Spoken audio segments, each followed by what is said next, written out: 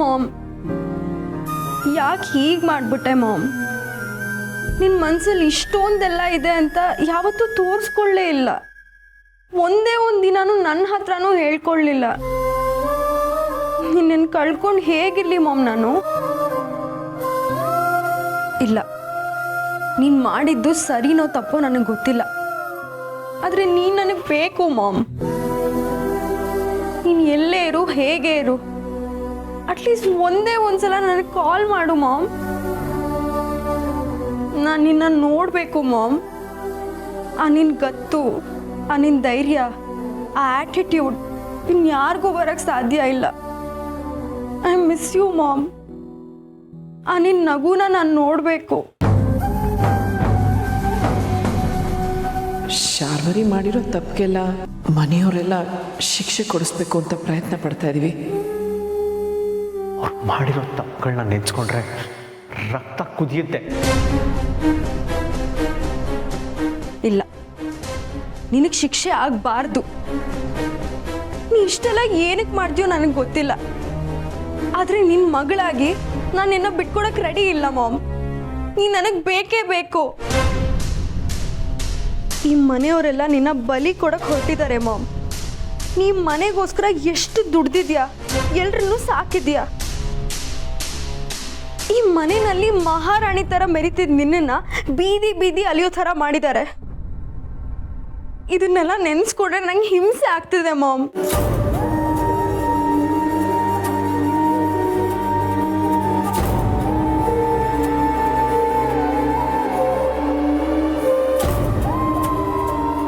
ನಿನ್ನನ್ನು ನಾನು ಉಳಿಸ್ಕೋತೀನಿ ಮಾಮ್.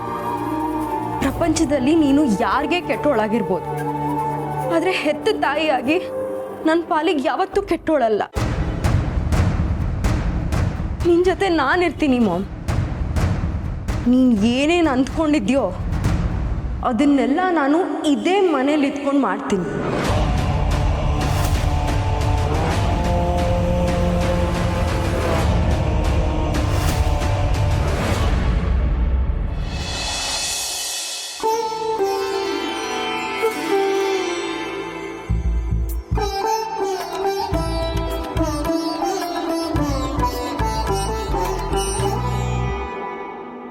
ನಿಂತ್ಕೊಳ್ಳಪ್ಪ, ಯಾಕೆ ಎಲ್ಲಿ ಹೋಗ್ತಾ ಇದೆಯಾ? ಸರ್, ಒಂದು ಕೊರಿಯರ್ ಬಂದಿತ್ತು. ಕೊರಿಯರು ಯಾರ ಹೆಸರಿಗೆ? ಇದ್ರ ಮೇಲೆ ದತ್ತ ಅಂತ ಬರೆದಿದೆ. ಇದು ಅವ್ರಿಗೆ ಕೊರಿಯರ್ ಬಂದಿರೋದು. ಸರಿ, ನೀನು ಒಳಗೋಗೋದು ಬೇಡ, ಕೊಡಿಲಿ, ನೀನು ಹೊರಡು.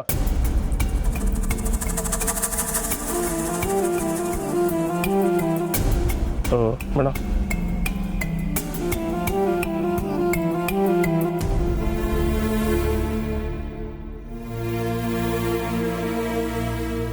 ತಾತ, ಏನಮ್ಮದು? ನಿಮ್ಮ ಹೆಸರಲ್ಲಿ ಏನೋ ಪಾರ್ಸೆಲ್ ಬಂದಿದೆ ತಾತ. ನನ್ನ ಹೆಸರಿಗೆ ಪಾರ್ಸಲ್ಲ.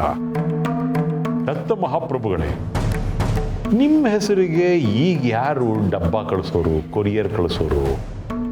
ನನಗೆ ಯಾಕೋ ಬಂದಿರೋ ಡಬ್ಬದ ಮೇಲೆ ಅನುಮಾನ. ಬಾಂಬ್ ಗಿಂಬಿದ್ರೆ ಅಂಥದ್ದೆಲ್ಲ ಏನಿಲ್ಲ ಕೊಡಮ್ಮ ಇಲ್ಲಿ, ಅದರಲ್ಲಿ ಏನಿದೆ ನೋಡೇ ಬಿಡ್ತೀನಿ. ಬೇಡೆಯೇ ಬೇಡಿ ದತ್ತ ಮಹಾಪ್ರಭುಗಳೇ, ನೀವು ರಿಸ್ಕ್ ತಗೋಬೇಡಿ. ಇಲ್ಲಿ ಕೊಡಿ, ನಾನು ಓಪನ್ ಮಾಡ್ತೀನಿ. ಅಷ್ಟೇ ಎಲ್ಲ ಮಾತಾಡಬೇಡ. ತಗೋ, ಓಪನ್ ಮಾಡು. ಅದೇನಿದೆ ನೋಡು.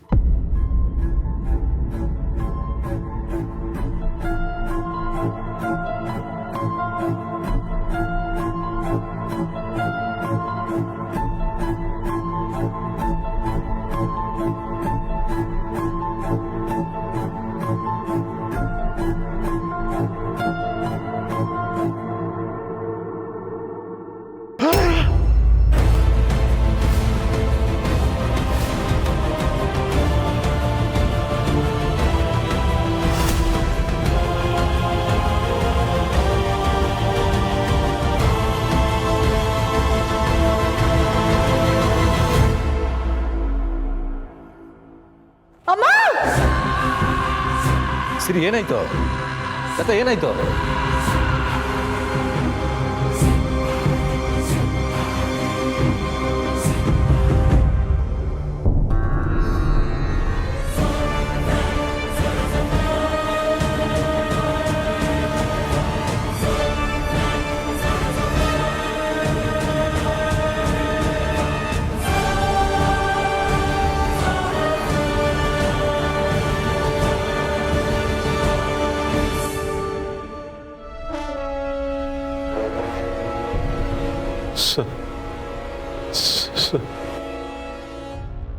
ಸಂಧ್ಯಾ ಸೊಸೆ ಮುದ್ದು, ನಾನು ಹೇಳಿದೆ ಒಬ್ಳೆ ಮೈಸೂರಿಗೆ ಹೋಗ್ಬೇಡಮ್ಮ, ನೀನು ಹೋಗ್ಲೇಬೇಕು ಅನ್ನೋಗಿದ್ರೆ ನಾನು ಬರ್ತೀನಿ ನಿನ್ ಜೊತೆಗೆ ಅಂತ. ನನ್ನ ಮಾತೇ ಕೇಳಲಿಲ್ಲ ನೋಡು. ನೋಡಿ, ಆತಂಕ ಪಡುವಂಥದ್ದು ಏನೂ ಆಗಿಲ್ಲ, ಧೈರ್ಯವಾಗಿರಿ. ನಾನು ಈಗಷ್ಟೇ ಸಂಧ್ಯಂಗೆ ಕಾಲ್ ಮಾಡಿದ್ದೆ, ಅವಳಲ್ಲಿ ಚೆನ್ನಾಗೇ ಇದ್ದಾಳೆ. ನೀನ್ ಕಾಲ್ ಮಾಡಿ ಮಾತಾಡಿದ್ಯಾ ಸಮರ್ಥ? ಹೌದು, ಮಾತಾಡಿದೆ. ಅವಳೇ ಮಾತಾಡದ್ಲಾ? ಹೌದು, ಅವಳೇ ಮಾತಾಡಿದ್ಲು. ಬೇಕಿದ್ರೆ ಕಾಲ್ ಮಾಡ್ಕೊಡ್ಲಾ? ಅಂದರೆ ನಮ್ಮನ್ನೆಲ್ಲ ಹೆದರ್ಸ್ಬೇಕು ಅಂತಲೇ ಯಾರೋ ಇದನ್ನೆಲ್ಲ ಮಾಡ್ತಾ ಇದ್ದಾರೆ. ಯಾರೋ ಏನೋ ಮಾಡ್ತಿರೋದಲ್ಲ, ಇದನ್ನೆಲ್ಲ ಮಾಡ್ತಿರೋದು ಆ ಶಾರ್ವರಿನೇ. ಸಮರ್ಥ್, ನೀನು ಸಂಧ್ಯಂಗೆ ಇನ್ನೊಂದ್ಸರಿ ಫೋನ್ ಮಾಡು, ಅವಳಿಗೆ ಹುಷಾರಾಗಿರೋದಕ್ಕೆ ಹೇಳು, ಇಲ್ಲ ಅವಳಿಗೆ ವಾಪಸ್ ಬಂದ್ಬಿಡೋದಕ್ಕೆ ಹೇಳು ಸಮರ್ಥ್. ಸಿರಿ, ಏನೂ ಆಗಿಲ್ಲ. ಅಲ್ಲಿ ಕೂಡ ಪೊಲೀಸ್ ಪ್ರೊಟೆಕ್ಷನ್ ಇದೆ. ಅದು ಸರಿ, ಬಾಕ್ಸ್ ತಂದು ಕೊಟ್ಟಿದ್ದಾರೋ? ಯಾರೊಬ್ಬ ಕೊರಿಯರ್ ಅವ್ರು ಕೊಟ್ಟು ಹೋದ್ರು. ಕೊರಿಯರ್ ಅವರ? ಮಾವ, ನೀವು CCTV ಫಿಕ್ಸ್ ಮಾಡಿದ್ದೀನಿ ಅಂತಂದ್ರಲ್ಲ, ಅದ್ರಲ್ಲಿ ಕೊಟ್ಟೋಗಿದ್ದಾರೆ ಅಂತ ಫುಟೇಜ್ ನೋಡ್ಬೋದಾ? ಧಾರಾಳವಾಗಿ ನೋಡ್ಬೋದು, ತೋರಿಸ್ತೀನಿ ನೋಡು.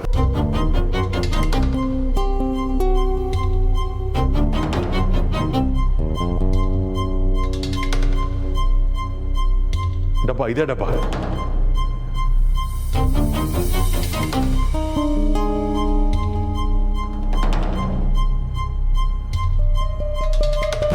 ಒಂದು ನಿಮಿಷ, ಬಂದೇರಿ.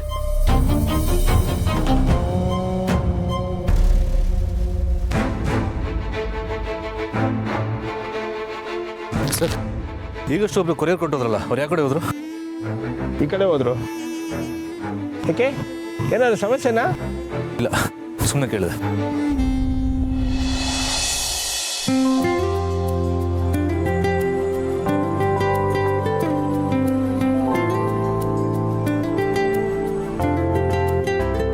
ತಿಂಡಿ ತಿನ್ನುವಾಗ ನಗನಗ್ತಾ ತಿನ್ಬೇಕಂತೆ. ಅನ್ನ ಅಂದರೆ ಅನ್ನಪೂರ್ಣೇಶ್ವರಿ, ಅನ್ನ ಅಂದರೆ ಅಮ್ಮ. ನಾವು ನಮ್ಮ ತಾಯಿನ ಎಷ್ಟು ಪ್ರೀತಿ ಮಾಡ್ತೀವೋ ಊಟ ಮಾಡೋ ಅನ್ನನ ಕೂಡ ಅಷ್ಟೇ ಪ್ರೀತಿಸ್ಬೇಕಂತೆ.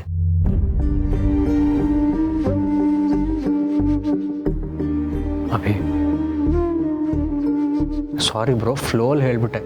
ಆದರೂ ನಾನು ಹೇಳಿದ್ರಲ್ಲಿ ತಪ್ಪೇನಿಲ್ವಲ್ಲ. ತಾಯಿ ಅಂದ ಮಾತ್ರಕ್ಕೆ ಹೆತ್ತಿರ್ಲೇಬೇಕಂತ ನಿಲ್ವಲ್ಲ. ನಮ್ಮೆಲ್ರಿಗೂ ತಾಯಿಯಾಗಿ ಪ್ರಾಣಕ್ಕಿಂತ ಹೆಚ್ಚಾಗಿ ಪ್ರೀತಿಸೋ ಜೀವ ಇಲ್ಲೇ ಇದೆಯಲ್ಲ. ಅಮ್ಮ ಅನ್ನೋ ಪದಗಳಿಗೆ ನಿಜವಾದ ಅರ್ಥ ಇವರೇ.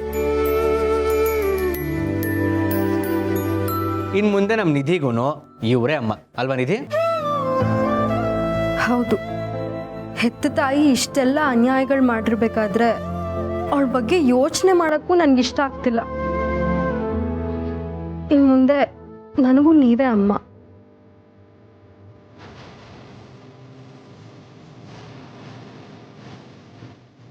ನೀವೆಲ್ಲರೂ ನನ್ನ ಮಕ್ಕಳೇ. ನಿಮ್ಮಲ್ಲಿ ನಾನು ಯಾವತ್ತೂ ಭೇದ ಭಾವ ಮಾಡಿಲ್ಲ. ತಿಂಡಿ ತಿನ್ನು.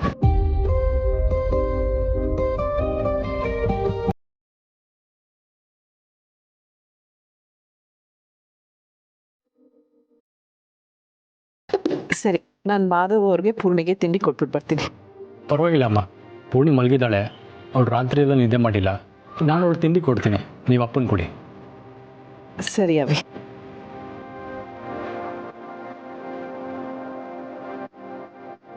ಅದಕ್ಕೆ ತುಂಬ ಗಾಬರಿ ಆಗಿದ್ದಾರೆ ಅಲ್ವಾ? ಡೋಂಟ್ ವರಿ ಬ್ರೋ, ಅದಕ್ಕೆ ನಾನು ಸರಿ ಮಾಡ್ತೀನಿ. ಪರವಾಗಿಲ್ವೇ, ನಮ್ಮ ಚಿನ್ಕುರುಳು ಇಷ್ಟೊಂದು ದೊಡ್ಡವಳಾಗ್ಬಿಟ್ಟಿದ್ದಾಳೆ. ಅಭಿ, ಶಾರ್ವರಿ ಚಿಕ್ಕಮ್ಮನ ಅಕೌಂಟ್ಸ್ ಎಲ್ಲ ಬ್ಲಾಕ್ ಮಾಡೋಕ್ಕಪ್ಪ ಹೇಳಿದ್ರಲ್ಲ, ಆ ಕೆಲಸ ಏನಾಯಿತು? ಎಲ್ಲ ಅಕೌಂಟ್ಸ್ ಬ್ಲಾಕ್ ಮಾಡೋಕ್ಕೆ ಹೇಳಿದ್ದೀನಿ. ಎಲ್ಲ ಡೀಟೇಲ್ಸು ಕೂಡ ಬ್ಯಾಂಕ್ ಅವ್ರಿಗೆ ಕಳಿಸಿದ್ದೀನಿ. ಅವ್ರು ಹೇಳ್ತಿದ್ರು ಇವತ್ತೇ ಬ್ಲಾಕ್ ಆಗುತ್ತೆ ಅಂತ. Very good. ಈ ಕೆಲಸ ಆದಷ್ಟು ಬೇಗ ಆಗಬೇಕು. ಅವ್ರಿಗೆ ಯಾವ ಸೋರ್ಸಸ್ಸಿಂದನೂ ದುಡ್ಡು ಹೋಗಬಾರ್ದು.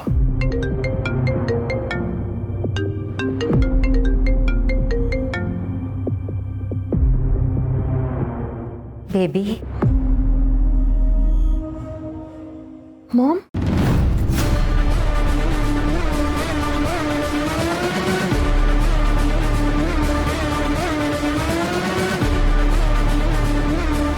ವಿಧಿ,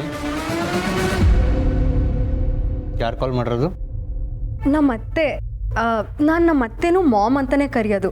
ಅವ್ರಿಗಂತೂ ನನ್ನ ಬಗ್ಗೆ ತುಂಬಾ ಕಾಳಜಿ, ಅದಕ್ಕೆ ಕಾಲ್ ಮಾಡಿದ್ದಾರೆ. ಮಾತಾಡ್ತೀರಾ? ಪರವಾಗಿಲ್ಲ, ನೀನು ಮಾತಾಡು. ನೋಡಿದ್ಯಾ, ನಿನಗೆ ತಾಯಿಯಾಗಿ ಕಾಳಜಿ ತೋರ್ಸೋಕ್ಕೆ ಎಷ್ಟು ಜನ ಇದ್ದಾರೆ. ಹೌದು ಬ್ರೋ, ಒಂದಲ್ಲ ಒಂದು ರೀತಿನಲ್ಲಿ ನಂಗೆ ತಾಯಿ ಪ್ರೀತಿ ಸಿಕ್ಕೇ ಸಿಗುತ್ತೆ. ನೀವು ತಿಂಡಿ ತಿಂತಾ ಇರಿ, ನಾನು ಬರ್ತೀನಿ.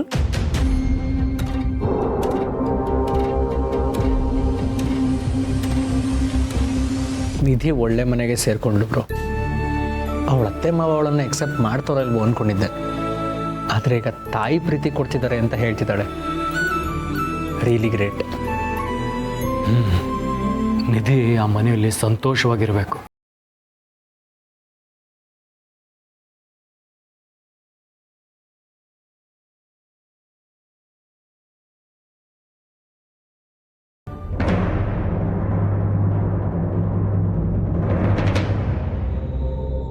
ಹಲೋ ಮಾಮ್, ಎಲ್ಲಿದ್ಯಾ ಮಾಮ್? ನೀನು ಹೇಗಿದ್ಯಾ? ನಾನು ಚೆನ್ನಾಗಿದ್ದೀನಿ, ಆದರೆ ನಾನು ಎಲ್ಲಿದ್ದೀನಿ ಅಂತ ಹೇಳೋ ಪರಿಸ್ಥಿತಿಯಲ್ಲಿ ನಾನಿಲ್ಲ. ನೀನು ಹೇಗಿದೆಯಾ ಬೇಬಿ?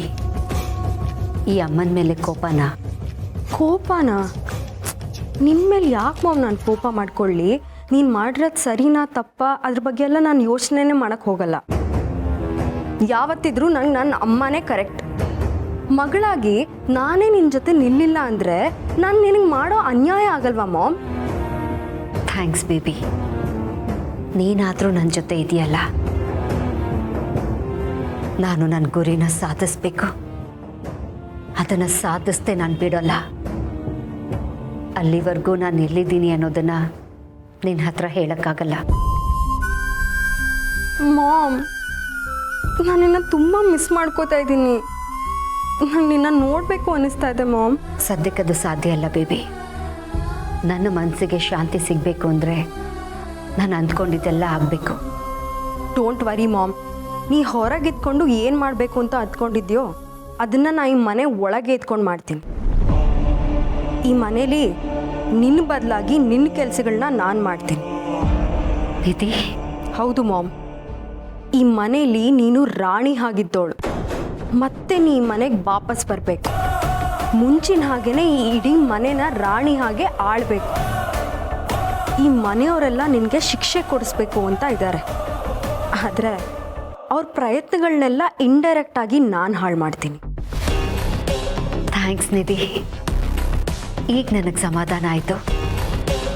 ನೀನು ನನಗೆ ನಿಜವಾಗ್ಲೂ ಸಹಾಯ ಮಾಡಬೇಕು ಅಂದ್ಕೊಂಡಿದ್ರೆ ನಾನು ಹೇಳ್ದಾಗ ಮಾಡು. ಹೇಳು ಮಾಮ್, ನೀ ಹೇಳ್ದ ಹಾಗೆ ಮಾಡ್ತೀನಿ. ನನಗೆ ನೀನು ಮುಖ್ಯ. ನಿನ್ನ ಬಿಟ್ಟು ಇಡೀ ಪ್ರಪಂಚದಲ್ಲಿ ನನ್ನವರಂತ ಇನ್ಯಾರೂ ಇಲ್ಲ. ವೆರಿ ಗುಡ್ ನಿಧಿ. ಹಾಗಿದ್ರೆ ನೀನು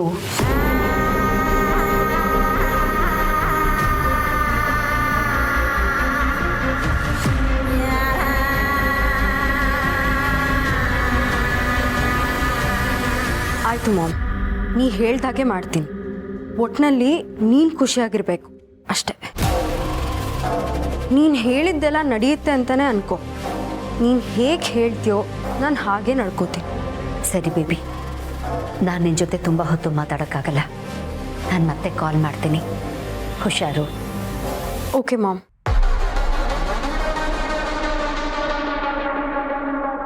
ಮಾಮ್ ಹೇಳ್ದ ಹಾಗೆ ನಾನು ಮಾಡಲೇಬೇಕು. ಮಾಮ್ ಅಂದ್ಕೊಂಡಿದ್ದೆಲ್ಲ ಆದಷ್ಟು ಬೇಗ ಆಗಲೇಬೇಕು.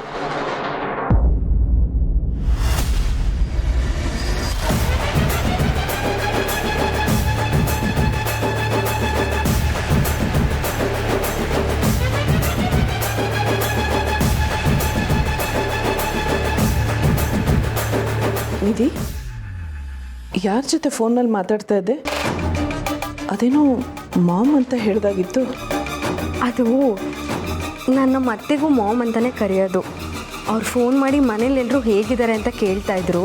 ಅವ್ರ ಜೊತೆನೇ ಮಾತಾಡ್ತಿದ್ದೆ. ಓಹ್ ಹೌದಾ? ಅದೇನೋ ಹೇಳ್ದಾಗೆ ಆಗತ್ತೆ, ಹಾಗೆ ಇರ್ತೀನಿ ಅಂತಿದ್ದೆ. ಹೌದು, ಮನೇಲಿ ಯಾರ ಮನಸ್ಸಿಗೂ ನೋವು ಮಾಡಬೇಡ, ಧೈರ್ಯವಾಗಿರು ಅಂತ ಹೇಳ್ತಾ ಇದ್ರು. ಹಾಗೆ ಇರ್ತೀನಿ ಅಂತ ಹೇಳಿದೆ ಅಷ್ಟೆ.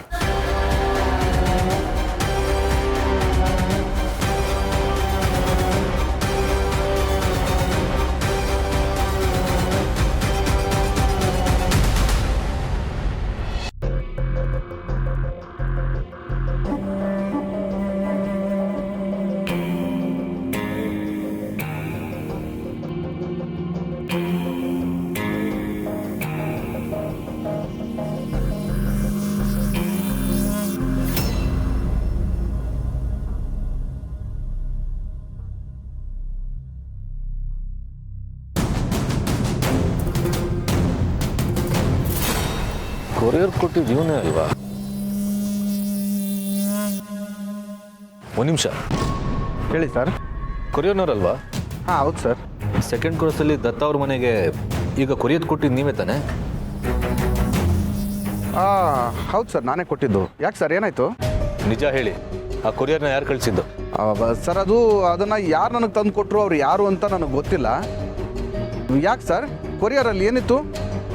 ಏನಾದರೂ ಪ್ರಾಬ್ಲಮ್ ಆಯಿತಾ? ಅದೆಲ್ಲ ನಿಮಗೆ ಬೇಡ. ಆ ಕೊರಿಯರ್ನ ಯಾರು ಕೊಟ್ಟಿದ್ದು ಅಂತ ಹೇಳಿ. ಸರ್, ಅವ್ರು ಯಾರು ಅಂತ ನನಗೆ ಗೊತ್ತಿಲ್ಲ ಸರ್, ದಯವಿಟ್ಟು ನನ್ನ ನಂಬಿ ಸರ್. ಯಾರು ಅಂತ ಹೇಳ್ತಿರೋ ಇಲ್ವೋ? ಯಾರು ಅಂತ ಗೊತ್ತಿಲ್ಲದೆ ಆ ಕೊರಿಯರ್ ಹೇಗೆ ಬಂತು?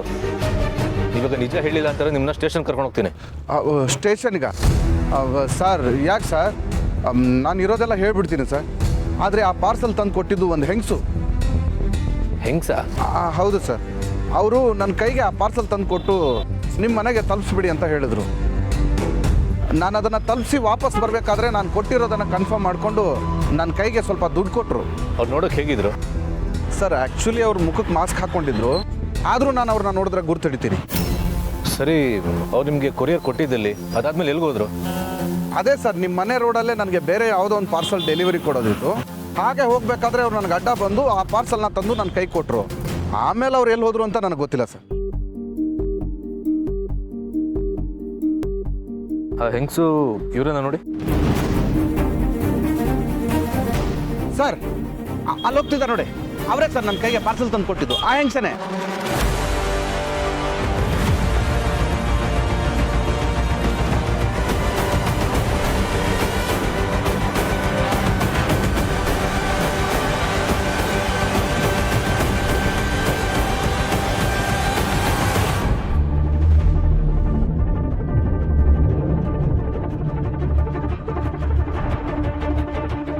ಹಲೋ ಸರ್, ಶಾರ್ವರಿ ನಮ್ಮ ಏರಿಯಾದಲ್ಲೇ ಇದ್ದಾಳೆ.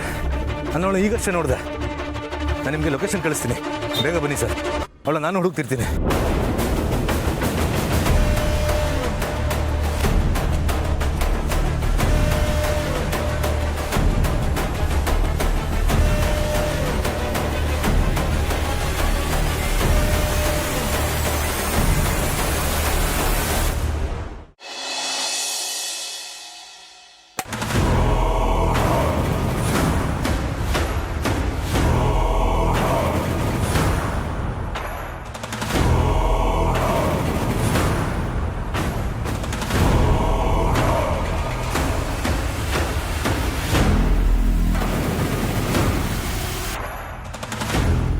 ಈಗ ತುಳಸಿನ ಇಲ್ಲಿಗೆ ಕರೆಸ್ತೀನಿ.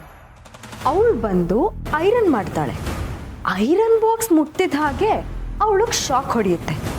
ಅಲ್ಲಿಗೆ ಅವಳ ಕತೆ ಮುಗಿದ ಹಾಗೆ. ಮಾಮ್ ಈ ಮನೇಲಿ ಇದ್ಕೊಂಡು ಮಾಡೋಕ್ಕಾಗದೆ ಇರೋ ಕೆಲಸನ ನಾನು ಮಾಡ್ತೀನಿ. ಮಾಮ್ ಗುರಿನ ನಾನು ತಲುಪ್ತೀನಿ.